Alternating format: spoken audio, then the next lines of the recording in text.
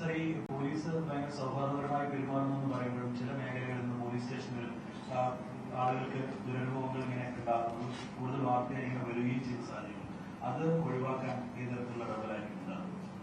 രണ്ട് കാര്യങ്ങൾ ചെയ്യാം. അതിൽ ഒരെണ്ണം നമ്മൾ പരിശീലനം, പിന്നെ സെക്ഷൻ കൂട്ടുക, പിന്നെ ഏതെങ്കിലും അങ്ങനെ മോശമായിട്ട് പെരുമാറ്റമുണ്ടെങ്കിൽ അതിനെ തക്കതായ നടപടിയെടുക്കുക, രണ്ടും ചെയ്യണമാണ്. സെൻസിറ്റൈസേഷൻ പ്രോഗ്രാം നമ്മൾ ഒരു സ്ട്രോങ്ങിൽ കൊണ്ടുപോകുന്നതാണ്. സ്ത്രീകൾക്കെതിരായ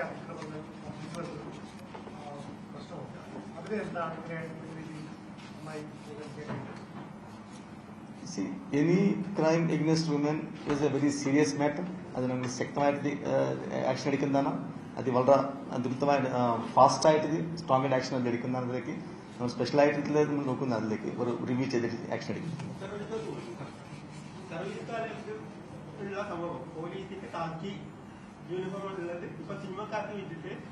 ഒരുപാട് നേട്ടങ്ങൾ പലരും കൊള്ളുന്നു. അതിൽ അനുഭവിച്ച ഒരു രീതിയാണ് ഞാൻ. സാറേ, അന്ന് 2008-10-2021 ഞാൻ മുഖ്യമന്ത്രി കൊടുത്ത പരാതി ഒരു ഫോട്ടോ കൂടി കാണിച്ചിരുന്നു. 30 വർഷം കാത്തിട്ട് അനുഭവിച്ച ഒരുപാട് വേദനയോട് പറഞ്ഞു. അത് നോക്കാം, തീർച്ചയായിട്ടും നോക്കണം. 3 വർഷം ഇത്ര 30 കൊല്ലം ഞാൻ അനുഭവിച്ച വേദന സാർ. ഞാൻ മീഡിയന്റെ വക്താവാ. തീർച്ചയായിട്ടും ഇതിനൊരു മറുപടി വാ. തീർച്ചയായിട്ടും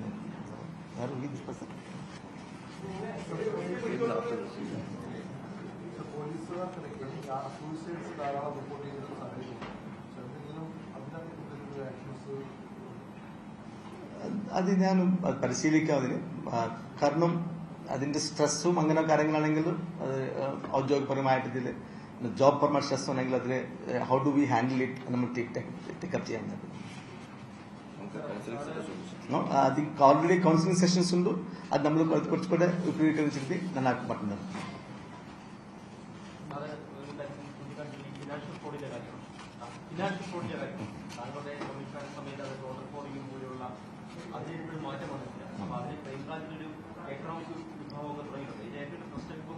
ഈ സഹകരണ സംഘങ്ങൾ ഉൾപ്പെടെ ഒരുപാട് തട്ടിപ്പ് നടക്കുന്നുണ്ട്. അപ്പൊ കൃത്യമായിട്ടുള്ള ഒരു ചാർജ് ഷീറ്റ് സബ്മിറ്റ് ചെയ്യുന്നതും കൃത്യമായിട്ടുള്ള പലപ്പോഴും ഈ ഫിനാൻഷ്യൽ ഫ്രോഡിന്റെ കൃത്യമായി പ്രോസിക്യൂഷൻ നടന്നതിന് ശേഷം ശിക്ഷ വരുന്നില്ല. അതുകൊണ്ടാണ് അവർ പുറത്തിറങ്ങിയിട്ട് വീണ്ടും പുതിയ സ്ഥാപനങ്ങൾ തുടങ്ങിയിട്ട് ഈ ഫിനാൻഷ്യൽ ഫ്രോഡ് നടക്കുന്നുണ്ട്. അപ്പൊ അതിന് സിസ്റ്റമാറ്റിക്കായിട്ട് എന്താണ് ചെയ്യാൻ വേണ്ടി പോകുന്നത്? സംസ്ഥാനത്ത് കോടിക്കണക്കിന് രൂപയാണ് ഇങ്ങനെ തട്ടിപ്പുകളിലൂടെ പലപ്പോഴും സൈബറിലായാലും അല്ലാതെ. അവിടെ ഈ ശിക്ഷിക്കപ്പെടാത്തൊരു പ്രശ്നമാണ് ഉണ്ടാകുന്നത്. തീർച്ചയായിട്ടും നമ്മൾ പർട്ടിക്കുലർ കേസുകൾ ഏതെങ്കിലും ഉണ്ടോ അതിൽ നോക്കിയിട്ട് അത് അന്വേഷണം ത്വരിതഗതിയിൽ മുന്നോട്ട് കൊണ്ടുപോകണം. അതോടൊപ്പം തന്നെ പ്രോസിക്യൂഷൻ കൂടെ ശ്രദ്ധിച്ച് ചെയ്യിപ്പിക്കാനുള്ള ആവശ്യം നിർദ്ദേശിക്കുന്നത്.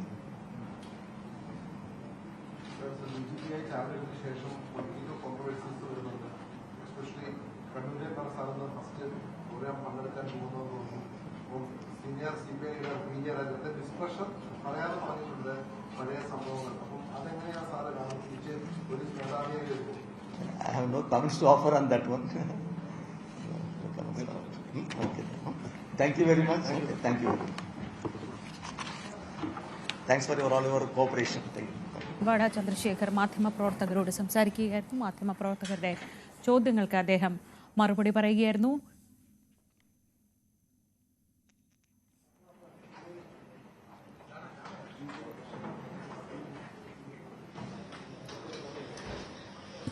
കേരളത്തിൻ്റെ 41ാമത് പോലീസ് മേധാവിയായാണ് റവാഡ ചന്ദ്രശേഖർ IPS ചുമതലയേറ്റത്.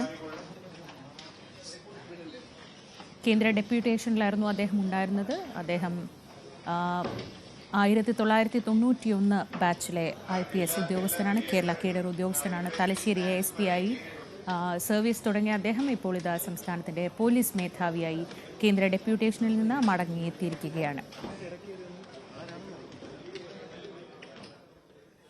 ഇന്നലെ ഷെയ്ഖ് ദർവേഷ് സാഹിബ് ചുമതല ഒഴിഞ്ഞതിന് പിന്നാലെയാണ് ഇന്ന് രാവിലെ 7 മണിയോടെ അദ്ദേഹം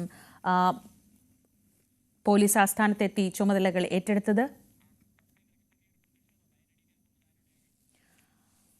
അദ്ദേഹം ചുമതല ഏറ്റെടുത്തു, മാധ്യമങ്ങളുടെ ചോദ്യങ്ങൾക്ക് ഉത്തരം നൽകി. ഡാൻ, പക്ഷെ അതിൽ ശ്രദ്ധിച്ചത് ഒരു പ്രതിഷേധത്തിന്റെ ശബ്ദം, ഒരു പരാതിക്കാരന്റെ ശബ്ദം കേൾക്കുകയുണ്ടായി. എങ്ങനെയാണ് അദ്ദേഹം ഇവിടേക്ക് എത്തിയത്? എന്തായിരുന്നു അദ്ദേഹത്തിന്റെ പരാതി?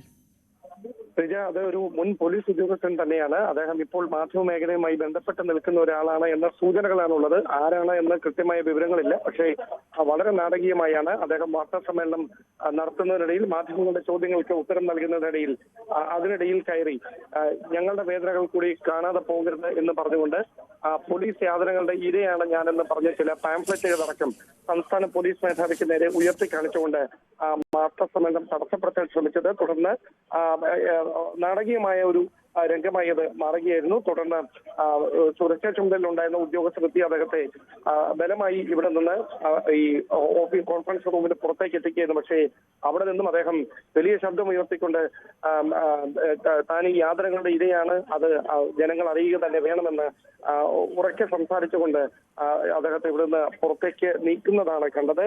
അദ്ദേഹത്തിന്റെ പരാതി എന്താണ് എന്ന് പരിശോധിക്കാം എന്ന് വാർത്താ സമ്മേളനത്തിനിടയിൽ സംസ്ഥാന പോലീസ് മേധാവി തന്നെ വ്യക്തമാക്കുകയും ചെയ്തു. ഏതെങ്കിലും തരത്തിലുള്ള ഒരു സുരക്ഷാ വീഴ്ച ഉണ്ടായതാണോ അതോ മാധ്യമപ്രവർത്തകരാണ് എന്ന് ചമഞ്ഞ് ഇതിനകത്തേക്ക് അദ്ദേഹം കയറി വന്നതാണോ എന്ന കാര്യത്തിലൊരു വ്യക്തത കൈവന്നിട്ടില്ല. എന്തായാലും സംസ്ഥാന പോലീസ് മേധാവി അദ്ദേഹത്തിന്റെ പോലീസ് നയം വ്യക്തമാക്കിയ ശേഷം ഇപ്പോൾ വാർത്താ സമ്മേളനം അവസാനിപ്പിച്ച് ഉന്നത ഉദ്യോഗസ്ഥർക്കൊപ്പം പുറത്തേക്ക് പോയിരിക്കുകയാണ്.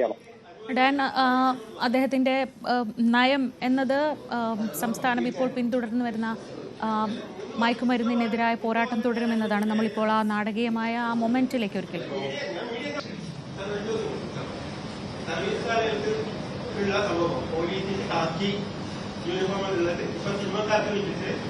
ഒരുപാട് നേട്ടങ്ങൾ പലരും വിളിക്കുന്നു. അതിൽ അനുഭവിച്ച ഒരു രീതിയാണ് ഞാൻ. അന്ന് 2008-2021 ഞാൻ മുഖ്യമന്ത്രി കൊണ്ട് വരാൻ ഞാൻ ഒരുപാട് കൂടി കണ്ടു. 30 വർഷം കാക്കിയിട്ട് അനുഭവിച്ച ഒരുപാട് വേദനയോട് പറയാം.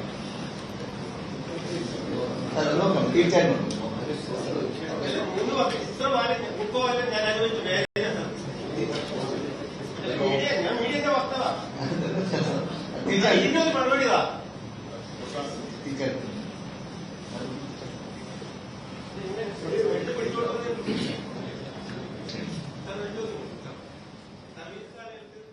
സംസ്ഥാനത്തിലെ പുതിയ പോലീസ് മേധാവി രവാഡ ചന്ദ്രശേഖർ IPS മാധ്യമങ്ങളോട് സംസാരിക്കുകയായിരുന്നു.